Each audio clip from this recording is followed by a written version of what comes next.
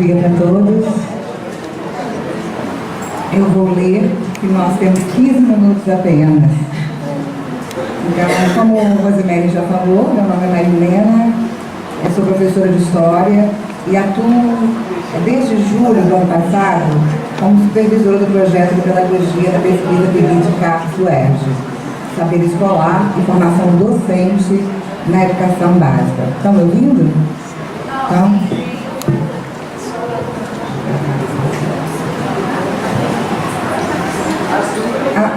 a nossa escola mantém já há algum tempo vínculos com a FFP UERJ, mas uma pesquisa na linha de formação dentiva é bem recente e foi fruto de uma demanda que nós fizemos. Sob a coordenação de Rosemary, em 2010 e 2011, foi desenvolvido o primeiro projeto de formação dentiva de professores e políticas de cognição como dispositivos para a criação do conselho escolar do nosso colégio. Eu participei também como bolsista TST da FAPERJ naquela época. O meu desejo nesse trabalho é simplesmente compartilhar um pouco dessa experiência com vocês. Eu proponho começar falando sobre experimentar, sobre abrir-se para a experiência. Por que experimentar outro jeito de conhecer? Outro jeito de aprender, de desaprender, de transformar. Por que uma pessoa com a minha idade, já aposentada em uma matrícula, vai querer mudar a sua prática profissional? Ou alguém com o salário e a pressão em que vivemos vai querer experimentar algo novo? O que os autores, teóricos, os práticos, cientistas ou artistas, as múltiplas referências dessa pesquisa, nossas conversas e encontros, têm me dito, me forçado a pensar e a sentir que há outras possibilidades de trabalhar, outras possibilidades de pensar a vida, de conhecer, de fazer ciência, de inventar o mundo. Conhecer, nessa pesquisa, passa pela afetação. As leituras, algumas bem complexas, às vezes provocavam em mim uma certa resistência. Provavelmente porque me tiravam daquela linha de conforto que eu já sabia tudo. Mas no momento em que eu ia descobrindo os novos conceitos e práticas, importantes ferramentas para a nossa lida cotidiana, as ideias iam fazendo sentido e passei a querer ler mais, a pensar mais sobre elas. O que tenho experimentado em mim mesma e no grupo é um processo de conhecer. Conhecimento como algo muito diferente de informação, de transmitir informações, de explicar conteúdos ou valores ou ideais, tal como pensamos ou nos habituamos a fazer. Mas conhecer enquanto algo que provoca em nós mudanças. Conhecer, na perspectiva da pesquisa, é produção de existência, é estar vivo, fazer parte do movimento incessante da vida. E a escola, afinal, não é o lugar do conhecimento? Nós pensamos e somos formados dentro de uma lógica que é hegemônica desde o Iluminismo, século XVIII. Essa linha de pesquisa rompe a perspectiva da ciência tradicional, que, por exemplo, postula a neutralidade ou a objetividade científica. Esta é uma pesquisa de intervenção. Os pesquisadores estão aqui, participando, cartografando, analisando os conhecimentos, as práticas que ocorrem nesse território em que estão também vivenciando, trabalhando, pensando, sentindo, interferindo, rindo e, às vezes, sofrendo juntos. A proposta, repete sempre a nossa coordenadora, é a de dar visibilidade ao que temos de potente, de transformador. Porque os problemas, tal como os temos pensado, além de já serem repetitivos, não vemos saídas para eles. Eles nos têm paralisado e inviabilizado a nossa vida na escola. O foco dessa pesquisa é a micropolítica, pois é aqui que a vida transcorre. É claro que sabemos o quanto é atravessada pela macropolítica, as normas, os governos, as provas, o sistema político, as constantes novidades tecnológicas, mas existem as brechas. E são essas que podemos aproveitar para fazer algo, para inventar um outro modo de viver. Algumas brechas podem ser melhor vistas quando entendemos como logo em análise institucional que as instituições estão em constante movimento, por mais estagnadas ou permanentes que elas nos pareçam.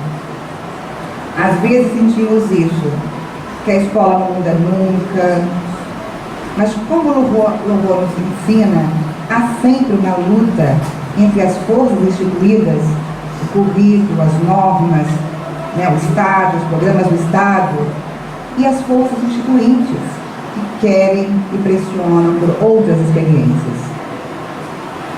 Pensar também sobre os conceitos de heterogestão e autogestão no mesmo autor, também achei muito pertinente e potente, especialmente para nós educadores. Conforme o autor, todos nós vivemos sob o domínio da heterogestão, isto é, sob a gestão de outrem. Delegamos para os outros as decisões sobre as nossas vidas. Isso como se fosse uma coisa natural, portanto, insuperável. As ciências, de um modo geral, elas aceitam essa condição, de modo que as sociedades entendem que a vida cotidiana acontece sob dominação. Nós nos permitimos, até por ser mais fácil, sermos submetidos à vontade de uns poucos. Funcionar pela autogestão é um exercício que ainda está para ser inventado, mas que acho que vale a pena tentar, pensar, experimentar, se a liberdade for a nossa opção. Por exemplo, um conselho escolar que temos debatido na escola há algum tempo. Acho que só é possível acontecer quando a perspectiva da autogestão crescer em nós, no nosso coletivo. Outras ideias e conceitos foram importantes ferramentas para ajudarem a deslocar desse conhecimento que já está instituído em nós, como, por exemplo, não tem jeito, o problema do governo, das injustiças sociais, do capitalismo, os baixos salários, os alunos não querem nada, indisciplina, violência, mas ferramentas que nos ajudam a deslocar disso para a ideia, por exemplo, de que nós precisamos fazer da escola um lugar do pensamento, um lugar para estudar as nossas práticas, a ideia de coletivo, de que trabalho coletivo é fundamental na nossa atuação na sala de aula, na nossa vida na escola. É uma coisa que nós temos que entender que individualmente nós não vamos resolver isso. É no coletivo, é junto. Essas ideias têm mostrado sua força e, ao mesmo tempo, elas tornam possível ver as forças potentes da escola em algumas mudanças que nós já estamos vivendo. Por exemplo, nós temos reuniões mensais de professores. Eu, como disse, já sou aposentada aqui de uma matrícula e nunca vivenciei isso aqui na escola. Reuniões mensais de professores. As reuniões semanais da pesquisa, que são reuniões abertas, que a todo momento chega alguma pessoa, funcionários, um professor hoje, outra pessoa, são abertas, toda semana. Nós temos uma sala de pesquisa, foi instituído na escola uma sala de pesquisa. Também nós temos uma reunião quinzenal, e nós também tentamos manter a regularidade dela, né, desde o ano passado. E eu reparo também nas próprias conversas nas salas dos professores. Isso tem mudado. Nossa afecção, nossa sensação, nossas questões, o exercício da escrita no nosso diário, a prática cotidiana, são material considerado nessa pesquisa. De modo algum é uma representação do mundo, mas uma análise das práticas, com foco no presente, sem definições a priorísticas. Por exemplo, não trazemos para o nosso olhar o conhecimento representativo do aluno da escola pública como problemático, ou do professor da escola com problemas. Mas nós temos nos colocado abertos para a experiência dessa relação, desse contato. Atitude, o ethos, abertura para a experiência. Como professora, é claro que muito me interessa a relação professora-aluno e aluno. E o livro da Rosemary Deslocamentos na formação de professores tem me tensionado bastante nos últimos meses, no sentido de forçar o meu pensamento e provocar novas experiências. A ideia de sair do meu antigo papel de professora que sabe, que explica, em contraposição à antiga e instituída perspectiva que o aluno não sabe, não é para mim tão difícil, em termos intelectuais, compreender isso, mas me colocar entre eles, experimentar com eles, sair da polarização do que fala e do que escuta, do que tem poder e do submetido, já é mais complicado. Provavelmente porque é mais confortável impor a ordem, manter o tal controle de turma.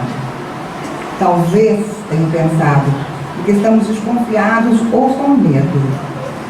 Como aprendemos com Saidon, a relação dos pais à escola também mudou nos últimos anos.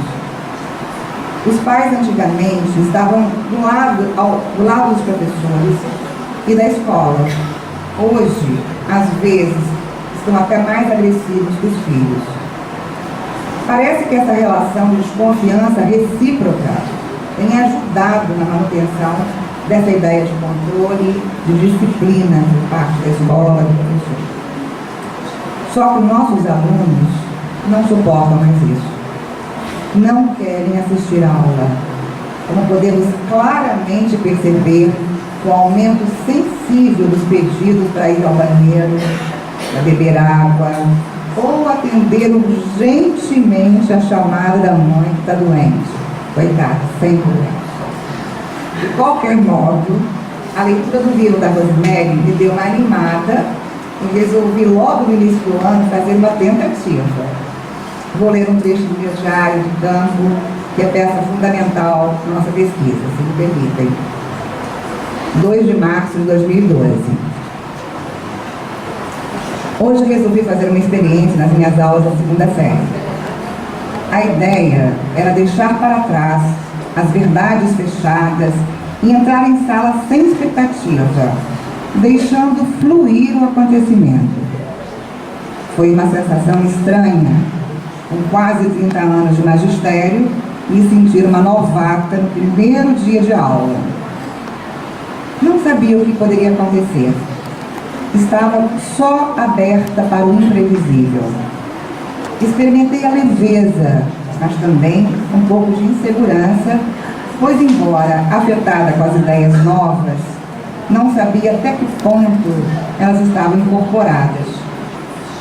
Queria experimentar o faça comigo e sair do faça como eu e estar no entre, como propunha Rosemary. Havia preparado a aula, mas não ensaiado direito como ensinou Deleuze. A técnica copiei da Shirley, que havia feito com os professores há uns 2 anos atrás. trouxe uma caixinha com frases dentro de envelopes coloridos. Como o meu primeiro assunto era iluminismo, aproveitei temas como liberdade, cidadania, igualdade e também sobre relacionamentos e outros. Com os alunos em círculo, falei brevemente sobre a proposta. Uma bolinha iria passar de mão em mão até a música parar e o aluno viria até a mesa e daria a sua opinião. Perguntei se alguém poderia ficar responsável pela música do seu próprio celular. Na semana anterior, nós havíamos discutido sobre o uso do celular em sala, mas disse brevemente que aquele era um outro uso, um uso coletivo necessário para o desenvolvimento daquela aula. Numa das turmas, nós usamos o violão, tinha alguém com violão, aproveitamos o violão. Foi interessante vê-los discutir um pouco sobre o som, que tipo de som, resolvendo entre eles essa parte, né, sobre o melhor tipo de música para aquela técnica. Eles estavam meio envergonhados, mas aos poucos foram se abrindo para o debate.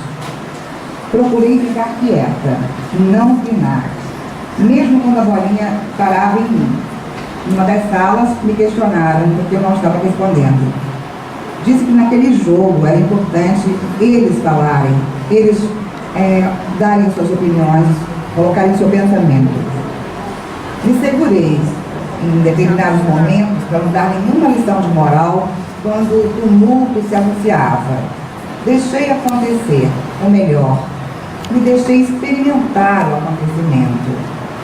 Algumas vezes falava algo, lançava uma questão só para provocar o debate.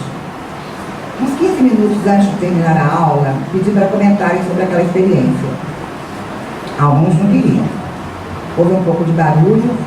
Falei então quanto era importante as suas ideias e sensações, que elas precisavam ser registradas, que agora era preciso silêncio, quietude, para ouvirem a si próprios, para poder pensar melhor e escrever.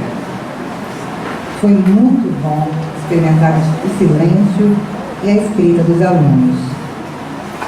Devo dizer que ninguém pediu para sair ou ouviu pegar o seu celular esse dia.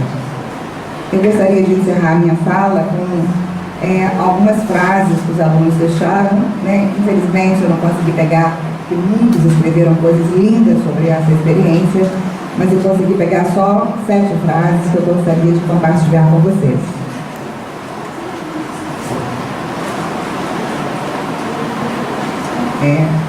As impressões que tive da aula de hoje foram: no começo, muitos dos alunos que estavam no círculo não aparentavam interesse em participar da dinâmica, mas depois parecia estarem gostando.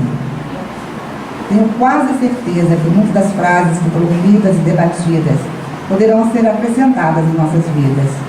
Isso inclui ações e pensamentos sobre dinheiro, coletividade, direitos, etc. Nayara 2003. Eu pedi permissão para eles, tá? A dinâmica feita na sala de aula foi de grande importância, na minha opinião, pois os alunos expuseram suas opiniões sobre cada assunto que era tratado para a turma. É sempre bom ter um tempo para discutir entre nós. Até Tamires, 2003. Hoje nós tivemos uma aula diferente. Fizemos uma brincadeira que nos deu o direito de falar a nossa opinião sobre alguns assuntos da vida. Apesar de não gostar muito de expor minha opinião em público, o fato de os alunos, pessoas da minha idade, falarem que sentem, que pensam da mesma forma que eu, foi super interessante e também importante. Outra é Sara, 2003, Thaís. A aula de hoje foi muito boa porque interagiu com todos pela brincadeira. As frases que eram pegas por um aluno fizeram com que todos falassem a respeito. Concordando ou não, vimos a opinião de todos. A aula de hoje para mim foi bastante construtiva, pois cada aluno pode dizer o que acha sobre as frases escolhidas e vimos que cada um pensa de um modo diferente. Também conseguimos conversar sobre os assuntos sem ninguém julgar ninguém. A Patrícia, 2003 também, acho. A aula de hoje foi diferente das aulas que costumamos ter, e bem diferente, porque foi discutido em grupo assuntos do nosso cotidiano de uma forma bem descontraída. Trocamos nossas opiniões e as colocamos em debate, assim descobrindo e tentando entender melhor a opinião do outro. Mateus 2002. Muito obrigada.